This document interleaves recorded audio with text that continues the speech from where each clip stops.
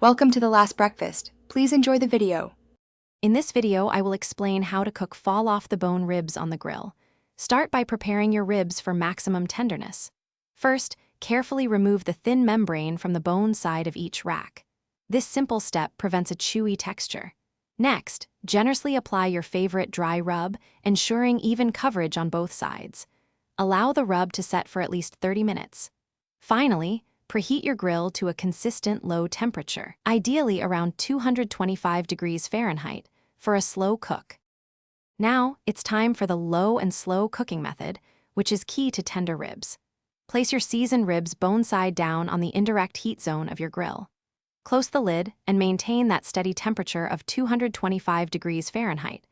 Let them smoke undisturbed for about 3 hours.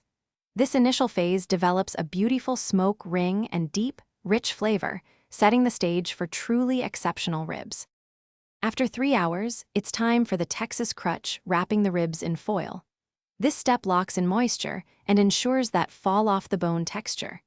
Carefully wrap each rack tightly in heavy-duty aluminum foil, adding about 1/4 cup of apple juice or broth inside. Place the wrapped ribs back on the grill, maintaining the same low temperature, and cook for another 2 hours. This steaming process makes them incredibly tender. For the grand finale, carefully unwrap your ribs. Now is the perfect time to generously brush them with your favorite barbecue sauce. Return the sauced ribs to the grill for another 30 to 60 minutes, allowing the sauce to caramelize and set.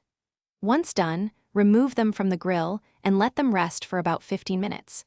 This resting period ensures the juices redistribute, resulting in incredibly tender, fall-off-the-bone ribs. Thanks for watching. If this was helpful, leave a like and consider subscribing. See you next time.